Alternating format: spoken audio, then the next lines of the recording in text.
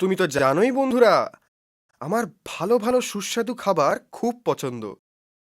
অনেকবারই আমি রাজার সাথেও ভোজন করেছি। কি দারুণ খাবার হয়! একদিন আমি রাজবাগানের মালির থেকে কিছু বেগুন চাইলাম, কিন্তু কিপ্টে মালিটা দিল না। তারপর আর কি, আমি চুপি চুপি দু চারটে বেগুন তুলে ফেললাম। বেগুন চুরি। কৃষ্ণদেব রায় নিজের মালিককে বিশেষ ধরনের বেগুন চাষ করতে বললেন, যাতে বীজ না থাকে। রাজার সাথে আহার করতে গিয়ে রামানও ওই বেগুনের স্বাদ নিল। ওর খুব পছন্দ হলো খেয়ে। বাড়ি ফিরতেই এই যে শুনছো, আমি রাজার সাথে আহার করলাম। রান্নায় একটা বিশেষ ধরনের বেগুনের তরকারি হয়েছিল, অতিশয় সুস্বাদু ছিল, আর ওতে বীজও ছিল না। বীজ ছাড়া বেগুন? আরে বাহ, আমার জন্য নিয়ে আসুন না, আমিও খেতে চাই। এটা তো কঠিন ব্যাপার। ওই গাছটা রাজবাগানে আছে। মালিটা বড়ই খিটখিটে, ও কাউকে ঢুকতে অবধি দেয় না।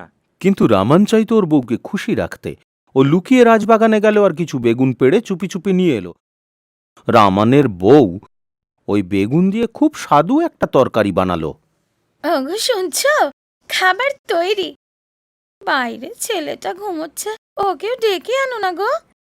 বেগুনটা এত ভালো রেঁধেছি, ওরও অবশ্যই খুব পছন্দ হবে। রামন ছেলেকে ডাকার জন্য এক বালতি ভর্তি জল ওর মাথায় ঢেলে দিল।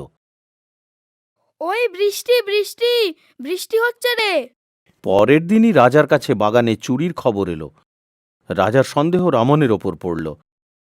তিনি ভাবলেন বাচ্চারা কখনো মিথ্যে বলে না, তাই রামানের ছেলেকে দরবারে ডেকে পাঠালেন।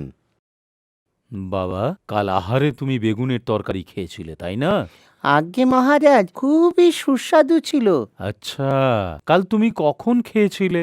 কাল রাতে যখন বৃষ্টি এলো, তখন আমি জেগে গেলাম, তারপরে আহার করলাম। মা বেগুনের তরকারি রেঁধেছিল।